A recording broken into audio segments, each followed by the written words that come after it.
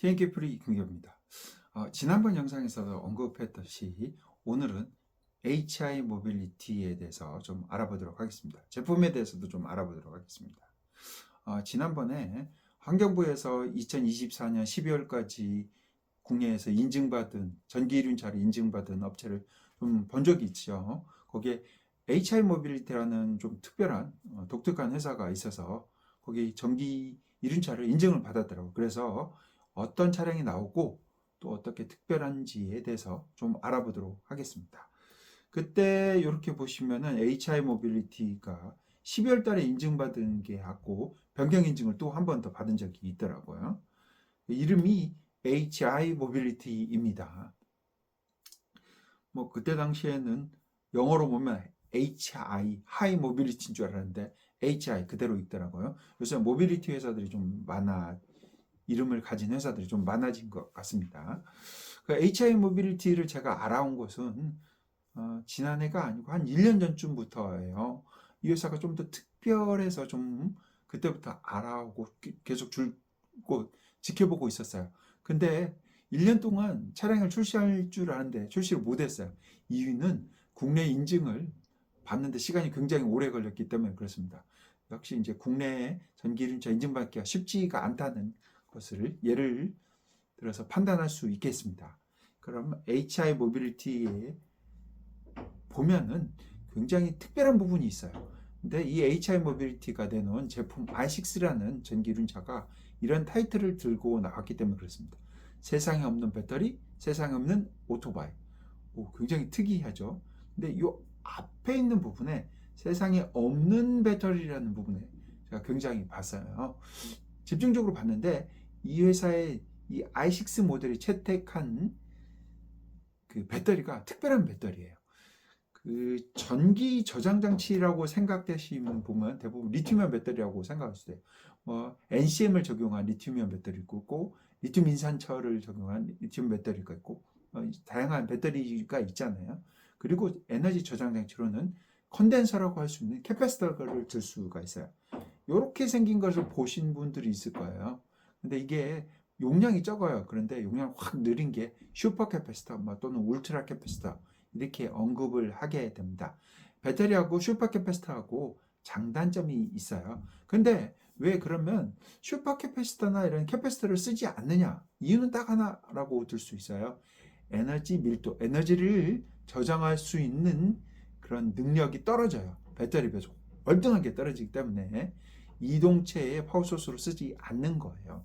근데 아까도 언급했듯이 HI 모빌리티의 i6란 모델에서 이런 캐패시터를 기반으로 한 슈퍼 캐패시터를 기반으로 한 리튬이온 캐패시터를 파워소스, 주소스로 사용했다고 했기 때문에 제가 굉장히 관심 있게 보고 있었던 것입니다.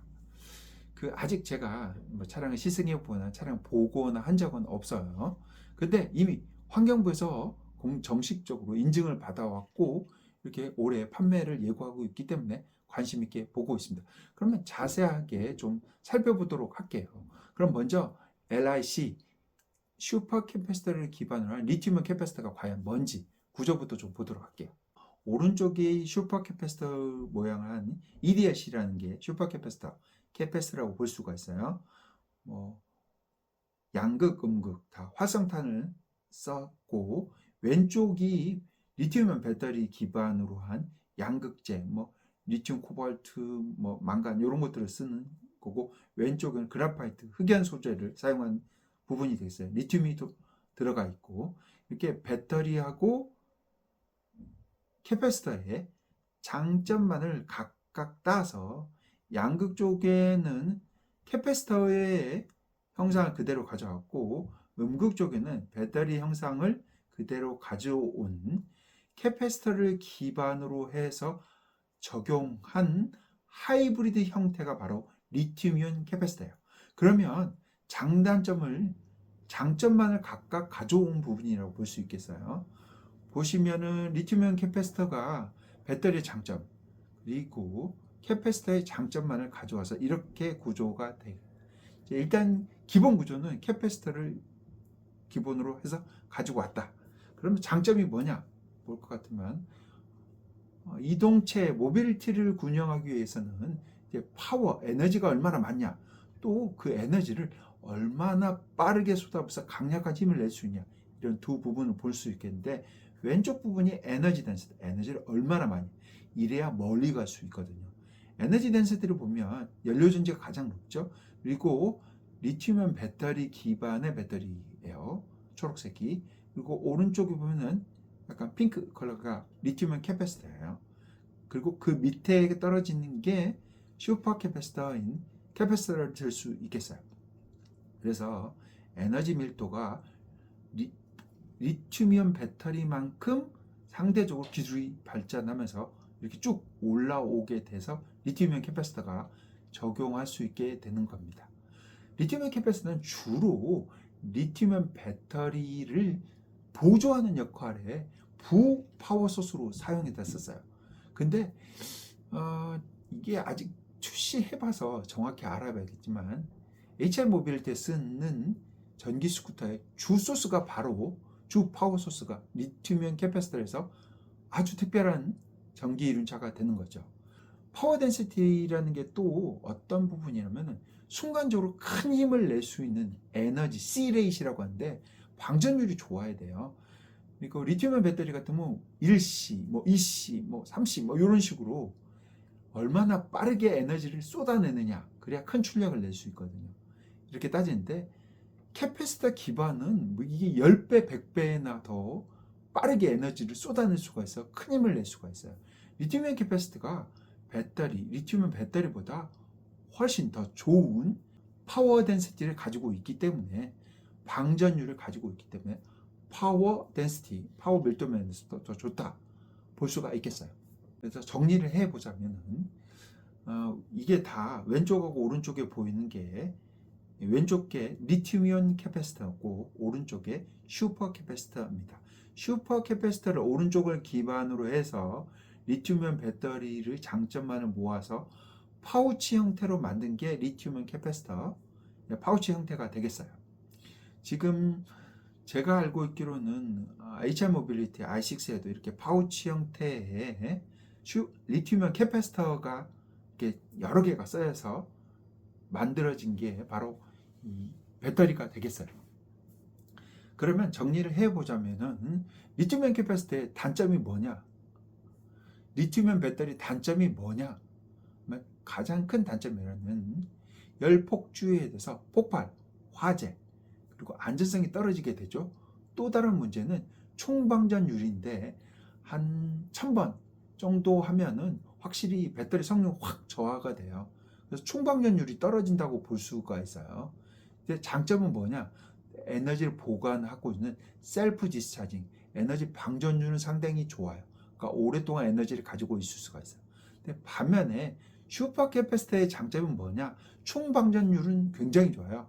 이런 거 뭐 1000번이 아니라 10,000번 정도까지 총방전해도 큰 문제가 없을 정도로 굉장히 총방전율이 좋습니다. 그러니까 총방전 수가 굉장히 좋고, 다만 또 에너지 저장 밀도가 낮아요. 그래서 아까 리튬이온 캐패시터라는 게 이런 단점들을 모아놓은 거예요. 결국 에너지 밀도는 높이고, 그 총방전율은 리튬이온 배터리보다 좀 더 높여서 한 5000번까지 또는 뭐 10,000번 가까이까지 총방전 횟수를 더 높여놓은 게 리튬이온 캐패시터의 장점이라고 할 수 있겠어요. 그러면 다음은 제품을 직접 내놓은 HI 모빌리티 i6 모델에 대해서 보도록 하겠습니다. 공개된 사진을 통해서 보시면은 디자인이 그렇게 출중하거나 그런 것 같지는 않아요. 그리고 국내 디자인 같이 보이지도 않고 약간 좀 조잡해 보이긴 하고, 커 보이는 스쿠터 형태, 좀 배기량이 큰 형태의 스쿠터 디자인을 가지고 있습니다. 디자인은 아무래도 호불호가 갈리겠죠. 그러면 환경부를 통해서 인증받은 내용을 좀 보도록 할게요. 여기 보시면 이륜으로만 인증받았고, 모터 최고 출력이 PS가 아니고 킬로와트입니다. 5.3 킬로와트로 되어 있고, 이거 전압 특이하네요. 84V가 나와서 이거나 하면 리튬이온 캐패시터를 써서 이런 전압이 나온 게 아닌가 싶어요. 축전 용량이 상당히 큽니다. 80A. 공차 중량이 160kg이네요. 보통 125cc급 GS100 또 ECT, EBC1 같은 게 보통 공차 중량이 130kg 언저리예요. 왔다 갔다 하는 정도인데 그거에 비해서 좀 무거운 차량이라고 할 수 있겠어요. 그러면 이제 모터 출력을 좀 비교를 볼게요. 맨 왼쪽이 i6 HI 모빌리티, 그 다음에 잘 알려진 대동 모빌리티 GS100, 가장 오른쪽이 GS100 120 라이트 모델이 되겠어요. 파워로 보시면 최대 출력이 5.3, 6.8, 6.0. GS100이나 GS100 라이트에 비해서도 출력은 좀 떨어지는 전기 모터를 채용하고 있습니다. 이렇게 비교를 하면은 특징을 하나 볼 수 있는데 가장 위에가 HI 모빌리티 i6예요. GS100하고 GS100 라이트에 비해서도 배터리 용량이 좀 많기 때문에 주행거리가 좀 긴 것을 예상할 수 있겠죠. 이게 전기이륜차를 나누는 기준이 그 전기 모터의 최대 출력에 의해서 경영, 소형, 중형, 대형으로 나눠져요. 이게 2024년에 아래 140, 230, 270, 300이라는 의미가 보조금의 금액이에요. 300만 원씩 지급받다. 근데 지금 보시면 아까 HI 모빌리티 i6가 5.3 뭐 요 정도 나왔으니까 4에서 11kW의 사이에 들어가요. 따라서 소형 전기 이륜차가 되겠죠. 따라서 보조금은 지난해 기준으로 따진다면 230만 원 정도가 되겠습니다. 이것은 HI 모빌리티 그 환경부를 통해서 i6 모델을 인증받을 때 주행거리 인증도 받았는데요. 상온이 102.9예요. GS100이나 이런 게 60 정도 되는 걸로 봤을 때 상당히 좀 주행거리는 긴 편이에요. 정속 주행하면 120, 30 정도까지도 정속 주행이 가능할 것으로 예상되는데 특징이라고 하면 상온과 저온 주행거리 차이가 상당히 심하게 나오네요. 그러니까 저온에서 상태가 어떤지 좀 자세히 좀 겨울철에 주행해 봐야 될 것으로 보입니다. 주 제원이라고 해서 좀 나왔는데 아까 무게는 얘기했죠. 그리고 차량 길이가 2125네요. 125cc보다는 좀 더 큰 한 250에서 300cc급의 길이로 보여지고요. 여기 보시면 축간거리가 1565인데 이것도 125cc보다는 좀 더 큰 축간거리를 가지고 있네요. 출력은 아까 5.3kW라고 언급했고요. 42V 80A짜리 배터리가 두 개가 들어가네요. 그러니까 이게 두 개 직렬로 돼서 84V 80A의 용량을 가진 배터리가 들어간 것으로 알 수 있겠습니다. 그리고 타이어가 13인치, 앞뒤가 13인치 타이어가 들어가게 되네요. 이렇게 HI 모빌리티 i6, 아까도 언급했듯이 세상에 없는 배터리를, 세상에 없는 슈퍼 캐패시터 기반의 리튬이온 캐패시터를 주 파워 소스로 넣은 i6 모델에 대해서 알아봤습니다. 제가 HI 모빌리티에 관심을 갖는 이유는 방금 지금까지 얘기한 얘기예요. 세상에 없는 파워 소스예요. 리튬이온 캐패시터는 리튬이온 배터리를 보조하는 기능으로만 주로 썼고 그렇게 많이 활용했고 슈퍼카, 뭐 전기차에도 고성능, 빠른 출력을 내거나 어떤 긴박한 상황, 빠른 뭐 어질리티를 대비하기 위해서는 이게 슈퍼 캐패시터 기반의 리튬이온 캐패시터를 많이 쓰게 됐는데 주 소스를 리튬이온 캐패시터로 썼다고 해서 관심을 갖게 되고 리튬이온 캐패시터가 적용이 되고 이게 파워 소스로 주가 된다면 작은 모빌리티에서는 리튬이온 배터리를 대체할 수 있는 그러니까 리튬이온 배터리의 최대 단점인 열폭주 현상이나 안전성 그리고 충방전율 뭐 장기간 사용할 수 있는 내구성 이런 면이 월등히 개선될 수 있기 때문에 관심 가져야 되지 않을까 그리고 관심 갖고 있는 부분이기도 합니다.